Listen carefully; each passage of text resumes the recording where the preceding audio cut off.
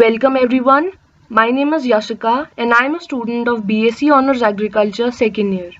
And I will be delivering a presentation on the topic Production Technology of Falsa. But before starting the presentation, I would like to thank my course instructor Dr. Prashant Bakshi sir for giving me this opportunity to work on such an interesting and fun project. Now let us begin with the presentation. These are all the points that I'll be covering up in this presentation. Introduction. Falsa. It is also known as the Indian sherbet berry. It tops the list of exotic fruits in our country. It is widely used in the preparation of sherbets. Falsa is a powerhouse of vitamins, ample amount of trace minerals like sodium and iron, and is easily digestible. The fruit is an edible drupe and turns purple to black when ripe. It is extensively cultivated for its sweet and sour acidic nature. Sherbet or squash is prepared from the fruit pulp by mixing it with sugar and is used as an astringent and cooling agent. It contains abundant amounts of vitamin C as well as potent antioxidants that assist in eliminating detrimental free radicals from oxidizing healthy cells in the system. It is primarily a fruit beverage in India. It is a large scraggly shrub or a small tree of 4.5 meter or more. It has long, slender, drooping branches and the young branchlets are densely coated with hair. Scientific classification. The scientific name of Falsa is Grevia asiatica. Its chromosome number is 36. It is a berry and it belongs to the family Malvaceae. Now let us talk about the area and production of Falsa. Falsa is a minor fruit and is being cultivated on a very small scale in each state. However, in Punjab, Haryana and Uttar Pradesh, Falsa is cultivated near cities commercially. In Punjab, the area under Falsa is only 30 hectares with an annual production of about 196 tons approximately. Falsa is found growing wildly in Uttar Pradesh, Rajasthan, Punjab, Haryana, West Bengal and in many parts of South India. The cultivation of Falsa is limited to a small scale in Punjab, Haryana, Rajasthan and Gujarat. The total area under Falsa is less than 1000 hectares. The popularity of Falsa crop is restricted due to the small fruit size, prolonged ripening period, repeated harvesting, and the highly perishable nature of the fruit. The current statistics on the area and production of Falsa are still not available. Apart from India, Falsa is also cultivated in Pakistan, Nepal, Bangladesh, Sri Lanka, Thailand, Philippines, Vietnam, and experimental bases in some provinces of the United States of America. Falsa is native to India and naturally grows and develops widely in the Southeast Asian tropical countries. It is a seasonal crop with summer being the primary fruiting period. The fruits remain fresh only for a short while upon harvest and must be consumed promptly. Its leaves are white, oval-shaped and deciduous, bearing orange to yellow flowers upon maturation. The ripe fruits have a dark purple to black outer skin with a fleshy, lighter-colored interior. They are similar to grapes in appearance and taste and present themselves in branched clusters with the characteristic sweet and sour tart-like taste. Different varieties of Falsa. The tall, growing wild Falsa plants bear acid fruits that are not relished. The dwarf, shrubby type plants bear fruits with a blend of sweet and acid and are cultivated. There is no recognized variety of Falsa crop, but there are local favorites for different growing regions. In the Hisar area of Haryana, two local varieties of Falsa, that is tall and short, are grown. The dwarf Falsa variety is more productive than the tall variety. The dwarf Falsa variety has higher total sugar and non-reducing, while the tall variety has more reducing sugar. The seed protein in both is different. In the Kanpur area, two Falsa varieties, namely local and Sharbati, are grown. Availability of Falsa in India. Falsa shrubs grow in the Himalayan regions of India and thrive at elevations up to about 3000 feet. The major areas in India cultivating falsa fruit commercially are Punjab, Uttar Pradesh, Madhya Pradesh, Haryana, and Rajasthan. On a local level, the falsa fruit also grows in Maharashtra, Gujarat, Bihar, Karnataka, Andhra Pradesh, and West Bengal. Most farmers grow the falsa trees on the outskirts of the city wherever the land has loamy soil. Falsa is a summer fruit and ready for picking in the south from March to April and in the north from May to June. The harvesting season itself is short, lasting only for 3 weeks.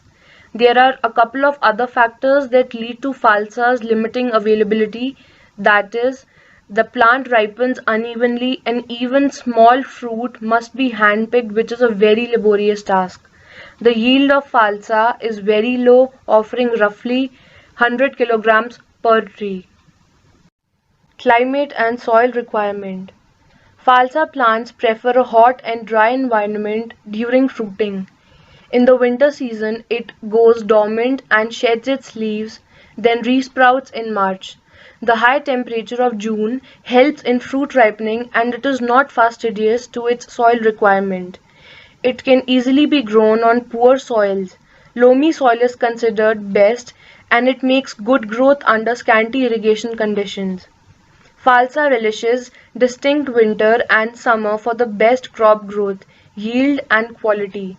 In regions having no winter, the falsa does not shed leaves and produces fruits more than once, thus yield poor quality fruits. The falsa plants can tolerate temperature as high as 44 degrees Celsius. A high temperature level during fruit development favors the ripening of fruits. Proper soil drainage is another factor that must be kept in mind.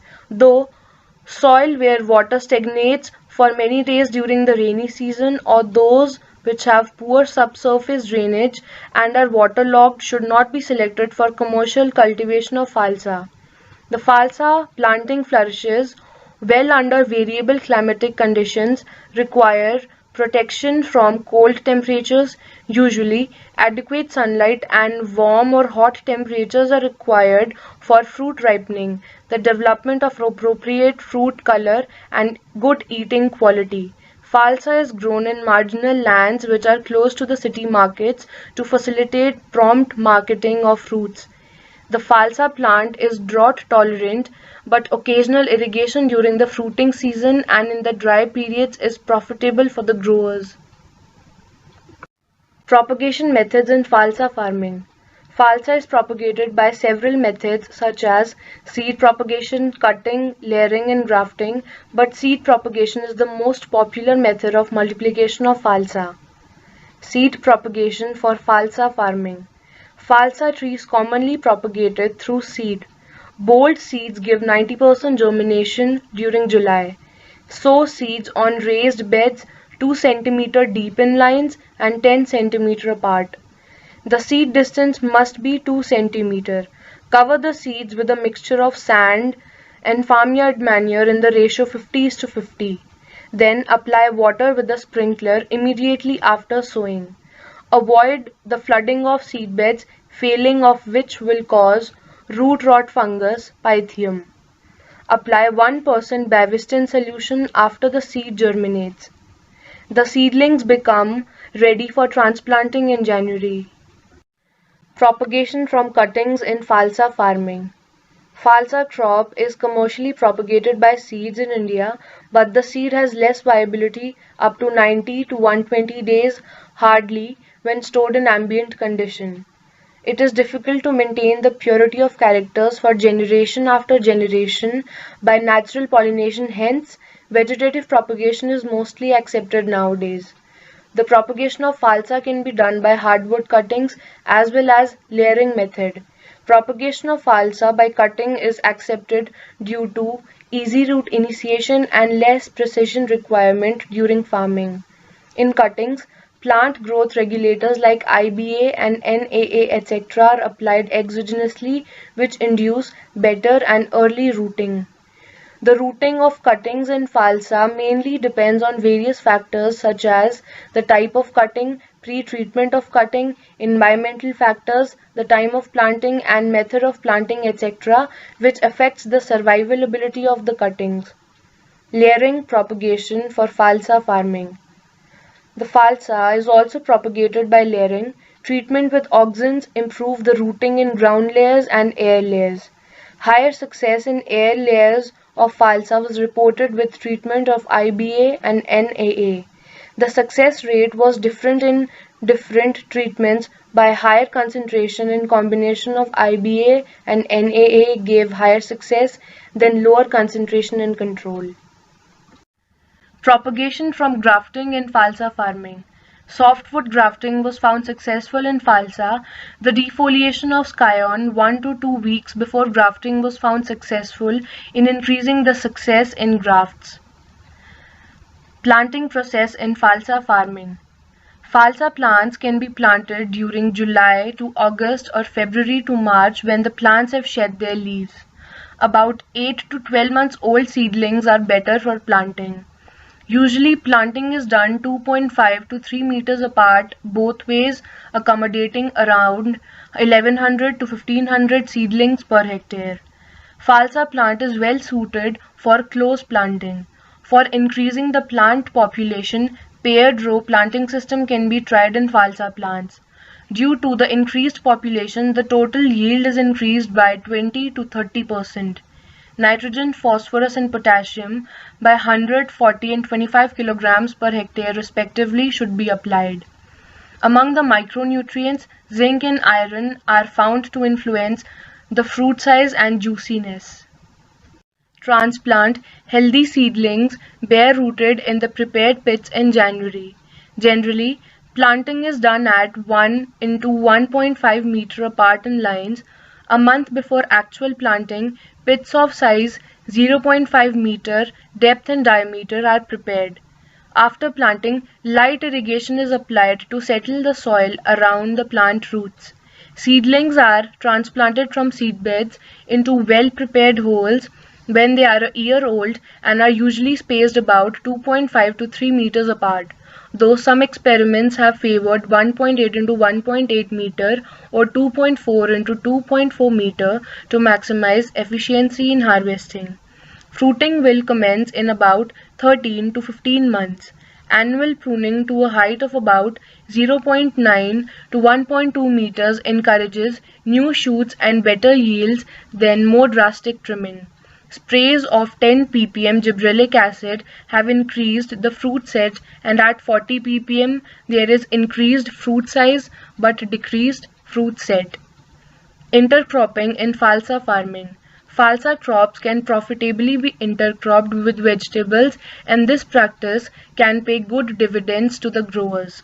The falsa plants have to be maintained in a bush form by regular annual pruning and then allowed the space left in between the lines to be profitably used for growing vegetable crops. Falsa can be grown as an intercrop in the orchards of mango or other fruit crops, particularly during the initial years. Irrigation requirement in falsa farming. Falsa trees can tolerate drought conditions fairly well after fruit harvest. For getting high fruit yield, it requires irrigation at intervals of 20 days from April to June. No irrigation can be applied during the rainy season and in dormancy. The falsa tree can withstand drought and does not demand irrigation as frequently as other fruit trees. An adequate supply of irrigation water at regular intervals, particularly during flowering and fruiting periods, can go a long way for ensuring better health of plants and more profitable yields.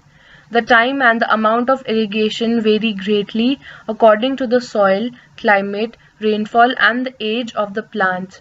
Normally, one irrigation every 15 to 20 days in summer and once every 4 to 6 weeks in winter is considered adequate.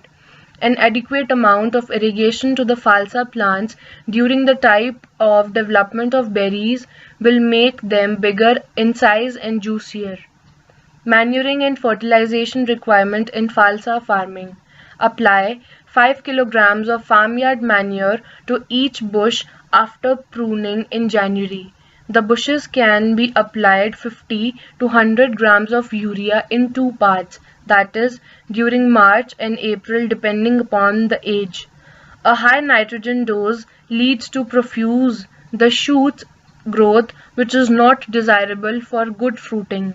When the bushes become 4 years old, increase the dose to 200 grams in split dose. Apply 100 grams in March and rest 100 grams in April at a month's interval. Weed control in Falsa farming. Falsa tree requires two hoeings, one after pruning the tree in January and the second in April to May. If the intensity of the weeds increases in the rainy season, then spray Gramazone with 6 to 7 ml per liter of water in the vacant places in plantations that are trained on the head system.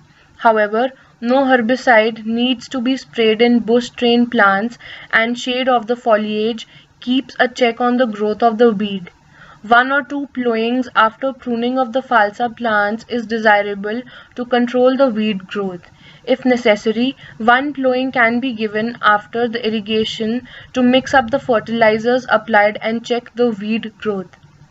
Training and pruning in Falsa farming. Falsa is usually trained as a bush and the plant also be trained as a head system with a single stem. The height of the single stem must be kept at 1 meter. The plant produces shoots above 1 meter just as in the bush system. The Falsa fruit is borne in clusters in the axils of plant leaves on the new growing shoots produced during the current season. Annual pruning is very essential to have new vigorous shoots to ensure regular and healthy fruiting. The Falsa plants are pruned to a height of about 1 meter during January.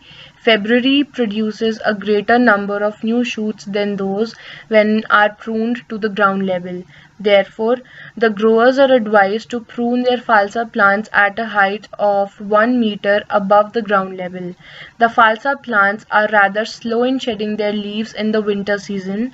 The best time for Falsa pruning is when the plants have shed their leaves, and in all cases the operation should be finished well before the start of new growth.